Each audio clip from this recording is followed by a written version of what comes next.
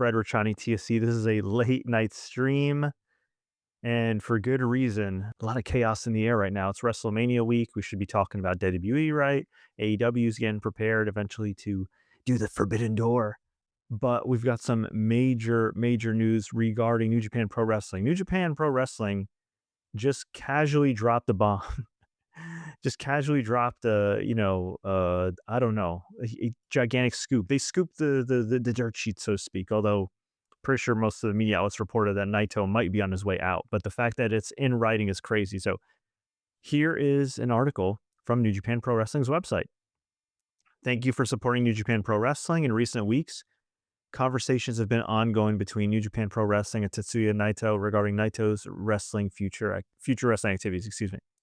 As a result of those conversations, both parties have mutually agreed to not renew Naito's contract with New Japan Pro Wrestling.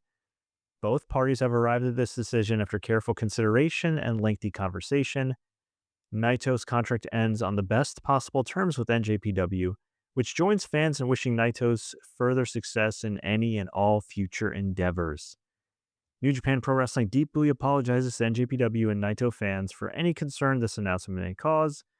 Naito will make all of his scheduled appearances through the Dontaku series, concluding in Fukuoka, and looks forward to your ongoing support.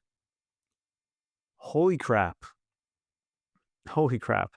That is huge. Why is that huge? Because, listen, we'll keep it real here.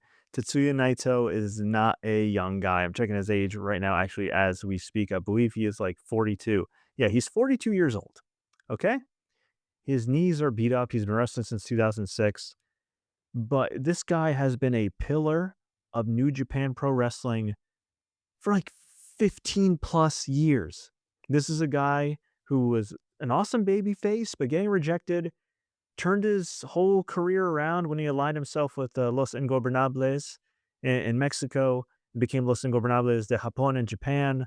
This guy sold a ton of merchandise. I'd venture to guess that the Los Ingobernables probably sold just as much or around the same amount of merch as Bullet Club, at least in Japan. I'm not sure about overseas. I know Bullet Club was very big, a hot topic and everything here in the States. But I mean, this is a guy that over and over again had obstacles put in his way, continued to get over. Sometimes the booking wouldn't do him any favors. I remember when he won the IC title and the world title in the same match in the main event. It was incredible. And they had Kenta, of all people, attack him afterwards, ruining the moment. He did eventually get the moment back, but he's had some weird feuds. Of course, that feud with Evil wasn't great during lockdowns and all that jazz. But this is a guy that has given his body, his heart, his soul, everything to New Japan Pro Wrestling, to the fans. And for him to leave, this is like, I don't know. It's tough to equate with the American wrestling. Probably like a guy like Seth Rollins leaving, honestly, or a guy like John Moxley leaving when he was Dean Ambrose. It's crazy, and it's crazy to think that New Japan in the last couple of years has lost Will Ospreay, Kazuchika Okada, who's like their Ric Flair, their Roman Reigns, their Johnson, whatever you want to call him. He's that guy. Maybe not now. He doesn't seem to be putting in the effort when the crowd's not full, but hey, whatever, he got paid, I guess. And he had a legendary career before that. But you lose Okada, you lose Osprey. Zack Sabre has a nice title run, but I'm sorry, I don't see him as like that Bryan Danielson guy who can really kind of captivate like a stadium or like a big show kind of feel. He's a great wrestler, but I'm really happy that Goto got the title and he's great, and that's a great story. But in recent years, New Japan's taken some hits, man, and not only are they seemingly mutually parting ways with Naito, and I have no idea what Naito's options are, but they're also letting go of Bushi, who's also part of Los Ingobernables, and no, that guy's not a top guy, but he's part of a top act, or what was the top act, and he's a damn good wrestler. And then it also comes off the heels of them losing Jeff Cobb, who they just gave the tag team titles to, and Jeff Cobb is going to, reportedly, according to Wrestling Observer and other news outlets, going to WWE, which I don't blame him. That guy's also in his 40s. If he wants to finally get paid, that's great. Now, that being said, there's a very big difference between Jeff Cobb's 40-something. If you've never seen this guy wrestle, he wrestles super athletically.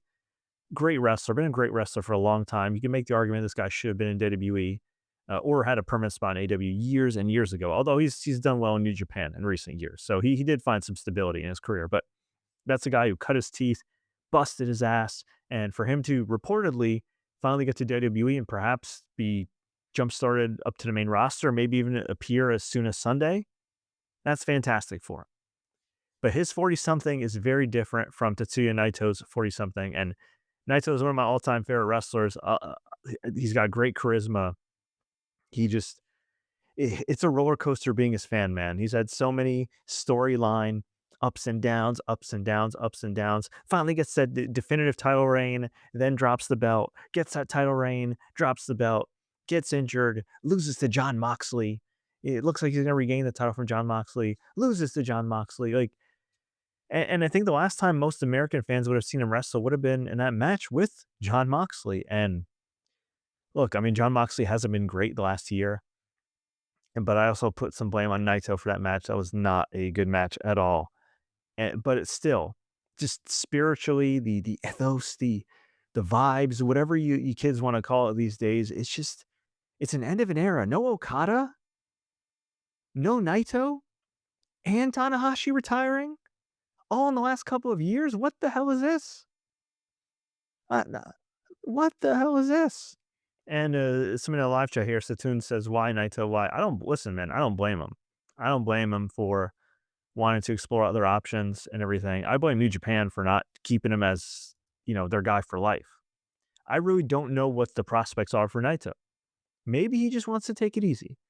Maybe he wanted, I don't know, what would be the equivalent of like the Roman Reigns schedule, a part-time schedule, and New Japan was like, maybe he wanted to check out the States, which I'm sorry, right now, it's a pretty volatile time in the States and pretty complicated with visas and all this other stuff for anybody that's been living under a rock, right? Now, if he got signed by WWE or is getting signed by WWE, I have no idea how they use this guy. I'm sure he'd get paid pretty well. I'm sure he'd have some okay matches, but his body seems shot. He's all like Kota Ibushi. Those two guys had an incredible feud and have had incredible matches over the years, but they've also taken some really bad bumps, especially against each other. And I mean, you look at some of those bumps that Naito's taken over the years. I mean, man, he hasn't always been moving. Well, he was moving a lot better a few years ago. These days, not so much. So I'm curious to see. I mean, I wouldn't mind seeing him in AEW. I think AEW could work around his limitations. Kind of, I'm not saying he'll be their Japanese Sting. You know what I mean? But I'm just saying AEW has a history of bringing in legends. Guys that were legends either elsewhere or recently, and making him look pretty good. So it would be nice to see him in AEW. He's got enough charisma where obviously he could do some comedy stuff like Okada and whatever else. Like you know what I mean? I think he could have some fun there. But I don't know. It is kind of strange. We haven't heard a lot of buzz, but this was even like 5 years ago. I feel like WWE would be chomping at the bit to sign him. Maybe he'd have to do like a short stint in NXT. But I still feel like WWE would have wanted to sign him a few years ago. Now, I don't know. Are they gonna be showing out that kind of money for a 42-year-old guy? They have to pay a visa for and all this other stuff. I would, but I'm not TKO, and if I was a billionaire, I wouldn't be that cheap. We know Tony Khan's not cheap. Like Tony Khan will spend the money on the right talent. As for Jeff Cobb, again, looks like he's WWE bound, and that's great for him. Bushi, I don't know if him and Naito will come as a package deal, but it's just crazy. I It just doesn't feel real. It doesn't feel real. He's just one of those guys that should never leave. I know it's a corporation at the end of the day, Bushi Road, whatever, but I don't think he's a guy that should ever leave. Yeah, and then right after that, we had at his own request and after careful consultation, NJPW has come to terms with the departure of Bushi following currently scheduled appearances ending on May 4th in Fukuoka. So, and they wish Bushi the best in his future endeavors. So yeah, and then just to call it, the other day, New Japan has come to terms with the departure of Jeff Cobb at his request. With Cobb one half of the IWGP Tag Team Champions, those titles have now been vacated. Cobb's final match in NJPW will take place in Korakuen Hall on April 19th against Hiroshi Tanahashi. Honestly, I don't even know if that actually is going to take place. We'll see. If he's going to WWE, it really depends. New Japan Pro Wrestling profoundly apologizes for the sudden nature of the news and joins fans in wishing Cobb the best in his future endeavors. Yeah, look, I know that there's a lot of big money getting tossed around and it's hard to keep certain guys. Oh, but I don't know, man. I don't know. I mean, New Japan's owned by a pretty wealthy company too. I'm not saying you should pay AEW or WWE numbers if it doesn't make financial sense for your company, but it does not look good from a public relations standpoint to lose some of these guys, you know? It really doesn't. So where do they go next? I mean, for up to me, I would have after that G1 performance last year, I would have just given Takeshita all the belts. I know he's got the Never title right now, but I'd give him all the belts. Let's see what other people are saying right here. Do you think Naito has another world title run in him? No, I don't. But I would look. He could do like a nice indie tour, right? Like he could do MLW. He could do some shots for NWA. Maybe he could do a shot for AEW, ROH, whatever else. Maybe he can make it his own like farewell tour. If he's looking for steady work, I don't know.